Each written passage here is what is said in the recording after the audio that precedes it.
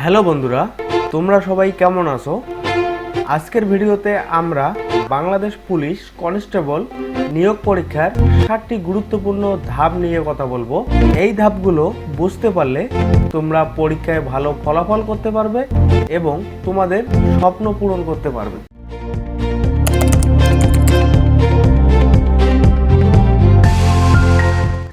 প্রথম ধাপটি হলো প্রিলিমিনারি স্ক্রিনিং। এখানে তোমাদের শিক্ষাগত যোগ্যতা, বয়স এবং অন্যান্য প্রয়োজনীয় তথ্যাদি যাচাই করা হবে। তাই অনলাইনে ফর্ম পূরণ করার সময় সতর্কতার সাথে সকল তথ্য দিতে হবে।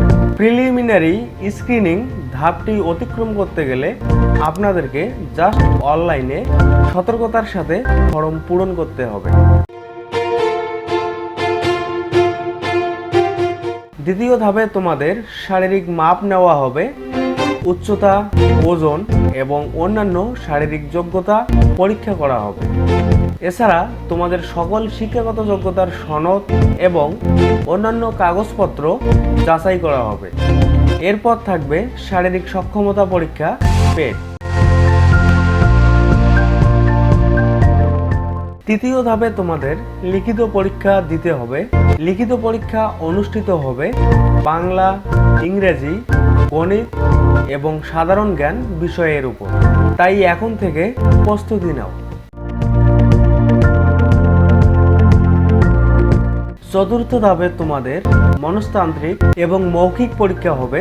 এখানে তোমাদের মানসিক যোগ্যতা এবং যোগাযোগ দক্ষতা যাচাই করা হবে। আত্মবিশ্বাসী থেকো এবং সততার সাথে প্রশ্নের উত্তর দাও। পঞ্চম ধাপে পূর্ববর্তী সকল পরীক্ষার ফলাফলের ভিত্তিতে প্রাথমিকভাবে প্রার্থী নির্বাচন করা হবে। মেধা তালিকায় নাম থাকলে তোমরা পরবর্তী ধাপের জন্য বিবেচিত হবে। ষষ্ঠ ধাপে তোমাদের শারীরিক স্বাস্থ্য পরীক্ষা করা হবে এবং পুলিশ ভেরিফিকেশন করা হবে। এই ধাপে পুলিশ তোমাদের ব্যাকগ্রাউন্ড যাচাই করবে। সপ্তম এবং চূড়ান্ত ধাপে সকল পরীক্ষার্থীদের প্রশিক্ষণ কেন্দ্রে অন্তর্ভুক্ত করা হবে।